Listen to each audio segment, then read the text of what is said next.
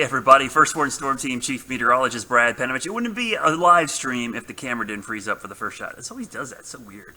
Thanks for joining tonight. We are streaming on YouTube, Facebook, Periscope.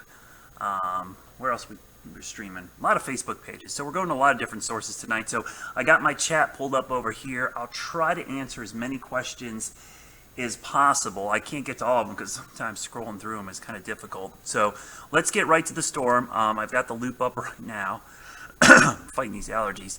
And one thing you notice tonight, the eye is trying to get its act back together. There's actually some convection wrapping back around the eye.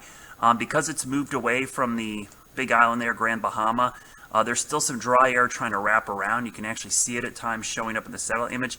But the fact that it's kind of reorganizing itself is something to keep an eye on. That means I don't think it'll get stronger, but it's certainly not going to get weaker in the near term. There's nothing that tells me it's going to get weaker until it gets closer to the Carolina coast. As it gets closer to the Carolina coast, then it would have the potential to get weaker because of wind shear. Now, a couple things to notice tonight. The high clouds are starting to move off in this direction. That's generally a sign of where the storm is going. Excuse me. And so that's what we're going to have to watch. Now, the thing that you got to remember about the Carolinas, it's going to be a close call, and don't get caught up in where the center is. A lot of folks are really fixated with where the center. Remember, the center is just a point on the map. This thing is this wide and this wide, okay? So I want to know where the whole thing is going. So if the center goes here, you're still going to get all this. If the center goes to the west more, it brings in more impact. So really one of the things we focus on is impacts, impacts, impacts. Not where the center is, where the strongest winds are, where the highest storm surge, where the heaviest rain is, and where there's possible tornadoes. Now the good news is there could be isolated tornadoes, but those are mainly on the east or northeast side of the storm. We're not worried about that. What I'm concerned about is what you see at the blue arrows. Water is being pushed up towards the North Carolina coast. And because the shape of the coast, and I've talked a lot about this, this is a giant funnel. This water is getting pushed up. So if you're in coastal Carolina, even parts of Georgia, the biggest concern, the reason there's evacuations is because we want you to get off the beach. There is going to be significant storm surge with this, regardless of where the center goes right now, because of the amount of water getting pushed north. So that's the real concern tonight. So I should have just got in the 8 o'clock advisory. You could see not a whole lot of change here.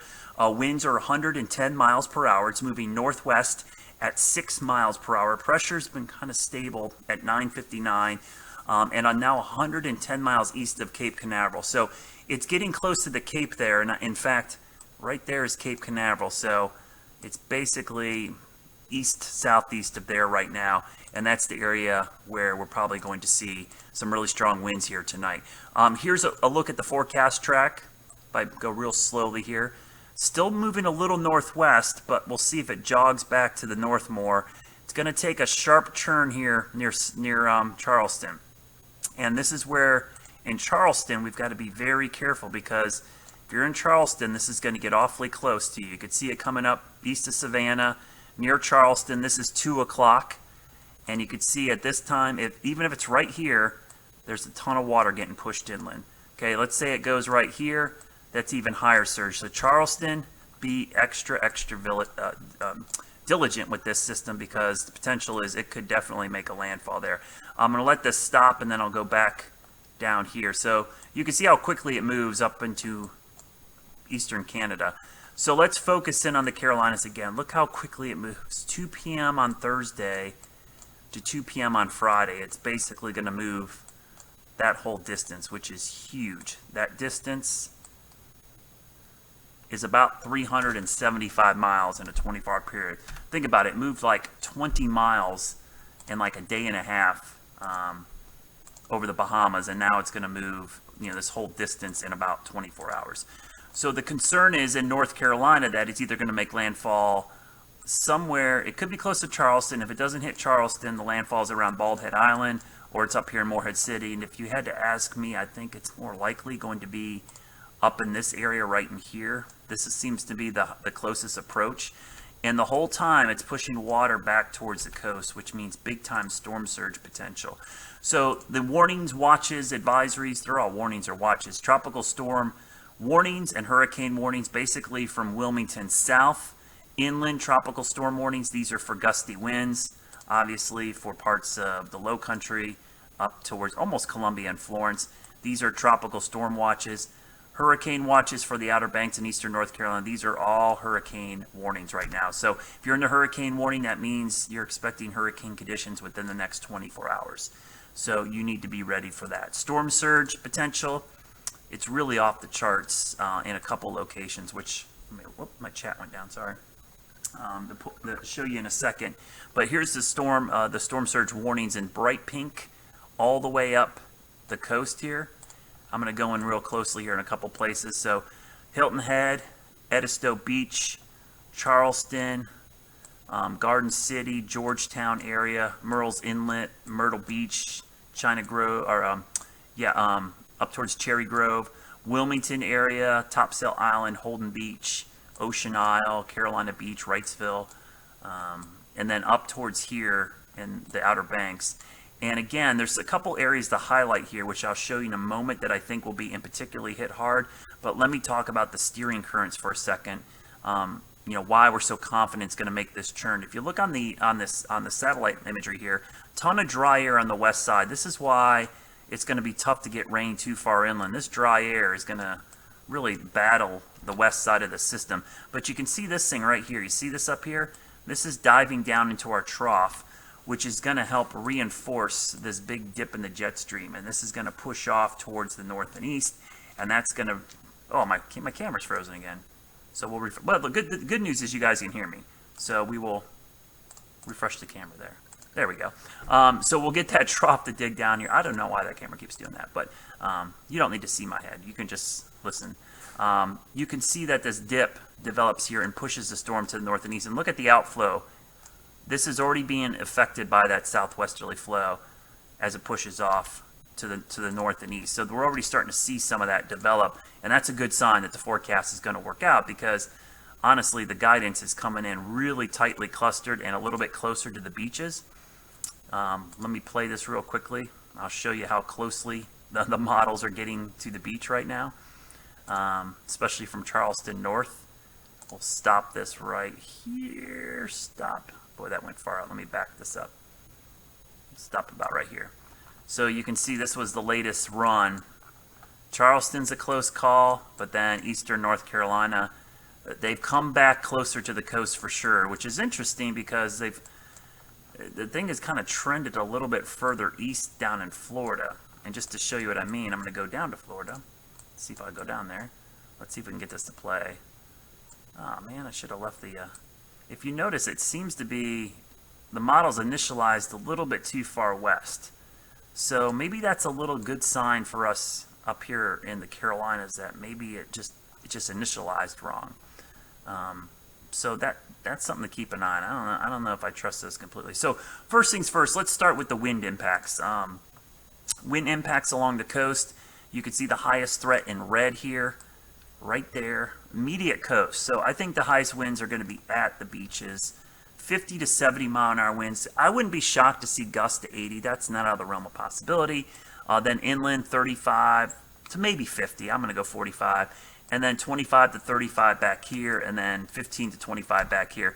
Power outages, basically, if you take Interstate 95 east, that's where you're going to see the biggest impacts. So if you live east of Interstate 95, I would be ready for tropical storm and hurricane conditions within the next 24 hours, and then especially on Thursday. And as far as timing, this is primarily Thursday, starting late tomorrow, but Thursday into early Friday. And real quickly for my viewers back here in the Charlotte area, you can see not expecting a whole lot. So let's talk about rainfall. Rainfall, immediate coast, that's the area with the highest flood threat. That's where we could see 6 to 10 inches, maybe isolated amounts near a foot. I think that could be possible down here, but it looks like most of that will be offshore. 4 to 6 a little bit in, 2 to 4. One thing that saves us is the storm's moving pretty quickly, so this isn't going to stall. This doesn't have a Matthew or Florence setup or Joaquin or Hermine, other storms that dumped a lot of rain and caused flooding. This is really about storm surge, and you combine it with the rain, that's where you start worrying about the potential for some flooding. And the storm surge, this should be the #1 threat right now. In a couple areas I'll highlight, 4 to 7 inches down, or 4 to 7 inches, 4 to 7 feet. I wish it was 4 to 7 inches. 4 to 7 feet in the Myrtle Beach to Wilmington area, but 5 to 8 feet up in here. And anywhere in yellow is going to see 3 or 4 feet above mean sea level. So these are primarily going to be at high tides. We're going to have big time issues if the timing of a high tide in your area coincides with the storm arrival. That's when we'll have some real big issues with flooding, especially if it times out with high tide, the heavy rain, and the storm surge all at once. That is very problematic. Now again, focusing on the wind field and not the center of the storm, let's look at how wide this thing is.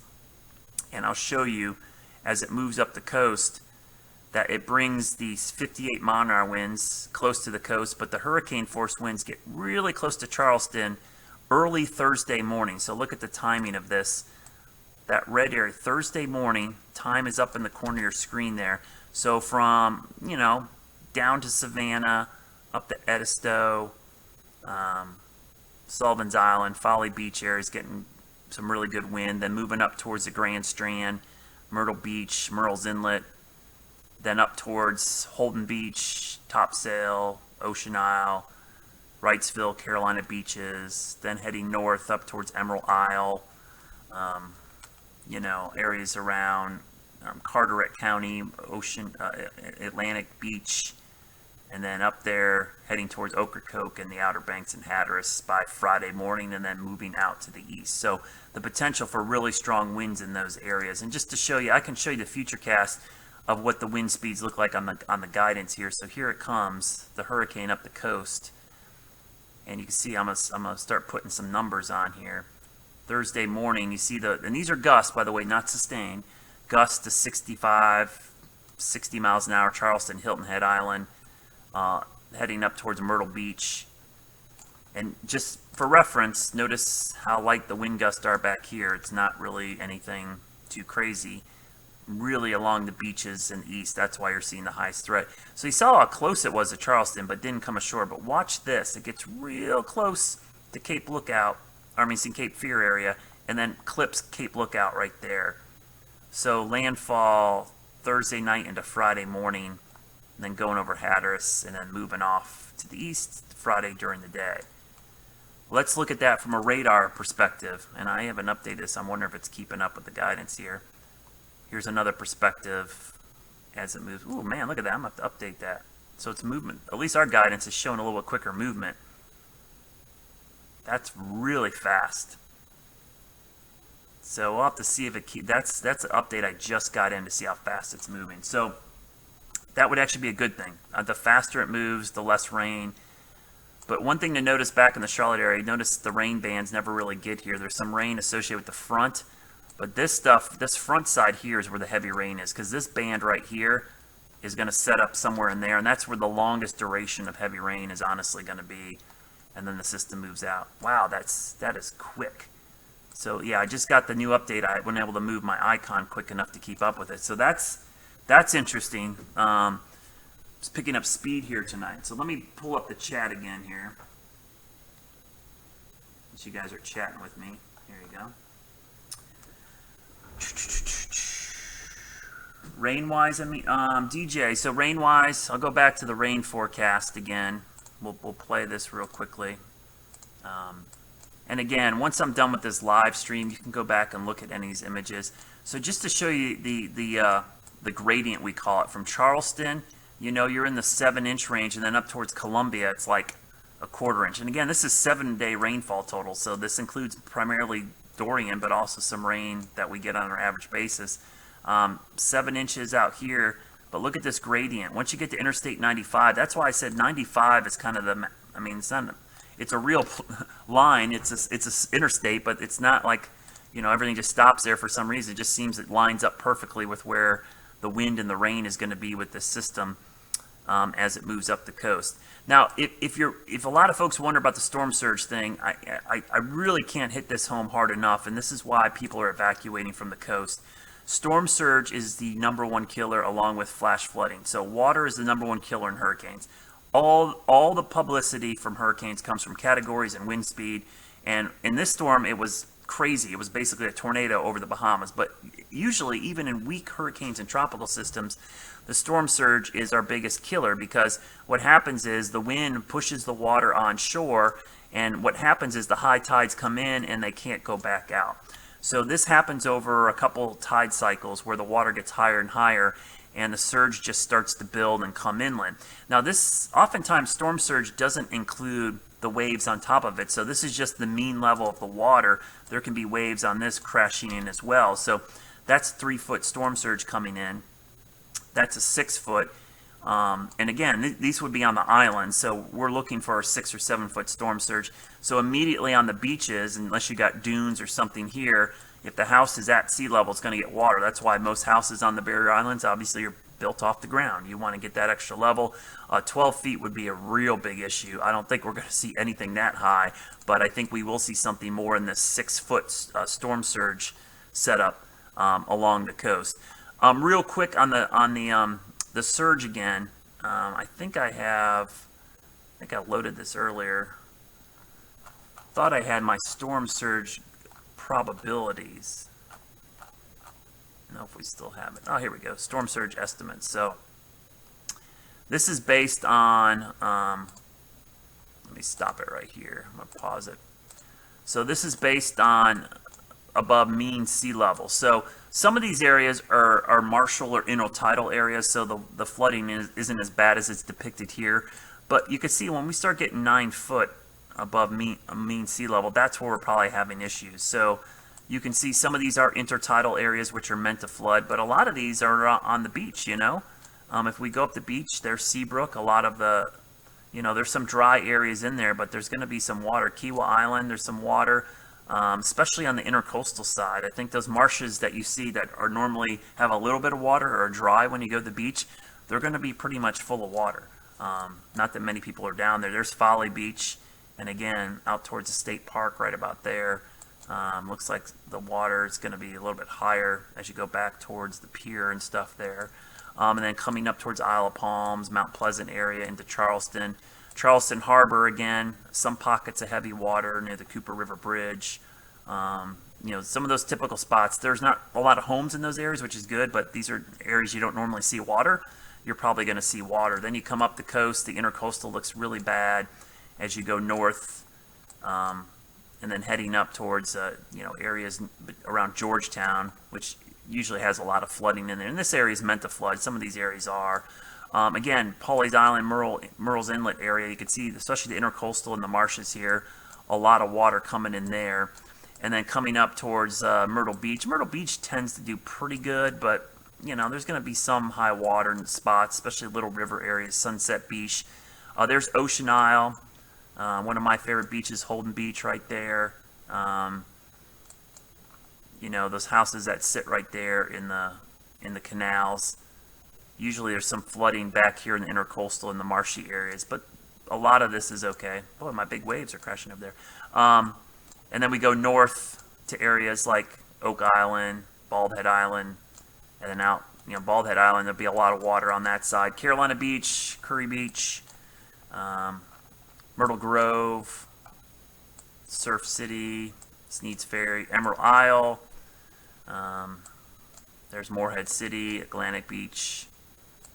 This is an area where I think it's probably underdoing the surge, but you kind of get the idea. Those are the areas that are probably going to get the most surge here. And again, we'll get updates on this over the next couple of days, next 24 hours, really 36 hours for those water levels. And always check with your local officials. These things change. They all have better ideas, and that's why they know the evacuation zones really well. That's why you're seeing local officials evacuate areas in many locations. So let me quickly show you the timing.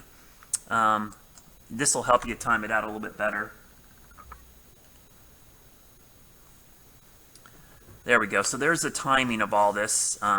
Hilton Head, and again, what you're seeing here is the red is tropical storm force gust, and the white is hurricane force gust. So you can see for Hilton Head, starting right around tomorrow night, and really Charleston, it's tomorrow night, and the peak of this is going to be Thursday during the day as we go forward. And then Wilmington is like Thursday night for North Carolina. Thursday night is really the big time frame.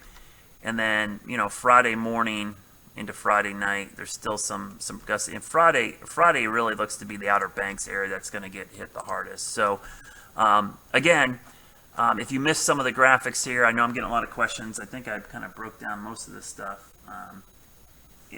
Charlie asking about inland areas near Darlington. Just some wind. You're in a tropical storm warning right now, and that means you could have gusts up to 39 miles an hour. So I would not be too worried about Darlington area. Maybe a branch or two could come down, but you're not looking at a ton of wind there that would be an issue. I'll go back to this graphic real quickly and just kind of show you the wind speeds up here. So here's 4 a.m. Thursday. I'm going to go to Thursday night. Let me stop this right here. So this will kind of show you some of the winds in here, again, are approaching 40 miles an hour. But the strongest winds by far are offshore. Someone asked about the Outer Banks. Let me stop it right there. Outer Banks are going to get the worst of this. If there's going to be hurricane force winds, 75, 80 miles an hour, it's going to be the Outer Banks because you will likely be closest to the strongest winds that are on the east side. They actually could impact. So if the storm makes a landfall here, all of the Outer Banks down to Carteret County and Lang Beach are going to be on the east side, the strongest side of the storm, which has the most devastating wind and surge. So though the Outer Banks, you need to get off the island. Just don't take a chance with this one. I don't like the way this is tracking right now for the Outer Banks. I mean, if you are going to stay out there, remember it's going to be a long haul. The wind and the sound side flooding will be really bad if it goes just offshore, and then if it goes just inland into the sound, then the ocean side is going to be pretty bad. So that's a look at it tonight on radar and satellite. Let me actually put the radar and satellite up. And you can see it's making progress north, and we're starting to see the expansion of the clouds up here, showing that eventually it's going to make that churn. But the problem is, let me go back to the beginning here. I'm going to go back. Let's look at the long-term path of this. So one way you want to see which direction it's going, don't look for wobbles. This is what I normally do. What I like to do is take my cursor. Sorry about this. I'm going to get this off the screen. Come on. Okay. So we'll draw a circle around the eye, and then we'll play this all the way to the end, and then we'll draw a circle around the eye. So that's a 6-hour time span. So you can see the movement was this general direction, just a little bit west of due north. But it is moving northwest. So that's 6 miles an hour. Kind of makes sense looking at it right there. So again, let me see if any other questions. I get a lot of questions about this shifting north. I don't know what happened on social media or something. I've had so many people like thinking this is going to be like Hugo or something, and which is really weird because there's nothing remotely close to Hugo with this storm. It's like completely different. But I think it's a strictly Carolina thing. Hugo, remember, came up like this. Okay? This storm came in, stalled, and is traveling up here and is going to do this. So completely different track. The other thing is, it really can't go this way, okay? Because look at all this wind and all this dry air. I mean, there's just no way for it to go that way. Could it come close to the coast and cut? Yeah, we think it could come close there or do this, but there's nothing that shows this. So I've got that question a lot, but there's just nothing. I mean, it's just nothing showing that. The other thing is it's going to be accelerating to the north and east, and it's not intensifying as it's approaching our coastline. People forget about Hugo. The thing that made Hugo so dangerous for our area is, one, it was moving fast, and it intensified right before landfall. So it had 140 some mile an hour winds, and then was moving 30 miles an hour. So it got up to the Charlotte area in like a couple hours and was able to bring hurricane force winds well inland. That's not what this is doing. This is moving, obviously, it's been stalled for 2 days, so it's not really moving fast. It's actually getting weaker, not slow enough, or not fast enough, but really slowly. And it's going to be moving northeast and picking up speed. Its biggest speeds are going to be out here when it's moving away. So good question, but I've gotten that question a lot. and it's kind of interesting. People keep asking. Zero chance of a Hugo path, so I can answer that all day. There's no Hugo. There will never be another Hugo. I'll have to pull me one. Everybody look at me. There will never be another Hugo. There will always be storms that are either worse or better, but never the same. So just remember that. The thing about Hugo, it's a traumatic event. The reason the name was retired is so people never get confused with another storm. People often ask me why we retire names. It's so that people don't expect the same impacts from a storm with the same name later. So, for instance, for every person who got impacted heavily by Hugo, telling them it's like Hugo would help, but there's a lot of people that were not impacted dramatically by Hugo, which are going to be impacted by Dorian. So that's why we don't like comparing storms, because every storm is different, and for every person who was impacted one way, another person wasn't impacted at all. So giving some people a false sense of security while scaring other people that won't be impacted is why we don't use the names again, and that's the reason why. So just remember, Hugo was a different storm completely. There are analogs sometimes we can use, but there's no storm that's going to do exactly as Hugo did, and there's nothing even remotely close to this showing up as a Hugo storm. So we can put those questions to rest. In fact, the path from a path standpoint is more similar to Matthew, except for it's moving faster. So it's a completely different storm. I mean, what people forget about Matthew is that Matthew hit after Hermine, which dumped that bunch of heavy rain, which is why we had so much flooding. What people don't remember about Floyd is there was two storms, Dennis, and I can't remember, there was another storm before that. So there's three storms that dumped rain. So these storms are, by themselves are bad, but when you get multiple storms, that's when you usually have the big flooding issues, or they stall like a Harvey or Florence. So that's why every storm is different, and why we don't like to compare them, because they act completely different. So there's a look at the radar. I'll keep an eye on it tonight. That churn to the north and east. Get ready in North Carolina and South Carolina. Be ready on the coast. Listen to all officials. It's moving quickly. Storm surge, number one threat. Second threat is flash flooding. And the third threat is wind. So in that order of priority. So that's it for tonight. I will do a vlog tomorrow at some point. I've got a meeting in the morning, so it might be a little bit different time, but I'll try to do it right around that 10, 11 a.m. advisory time. So we'll try to do that tomorrow morning. Have a great night, everybody. Please be ready, be safe, and if you are in a flood-prone area, think about evacuating. It's not worth staying.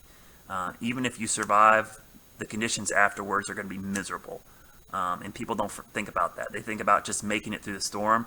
Think about making it through weeks after the storm with no service, no air conditioning, no water, those type of things. That's what you should be thinking about. So if you're in those areas, please don't take the chance. Just go ahead and leave. Call your local officials. They will help you out with sheltering location. Call family, friends. Do anything you can. And if there's anything I can do, let me know. I'll at least share it and try to get you some information or help.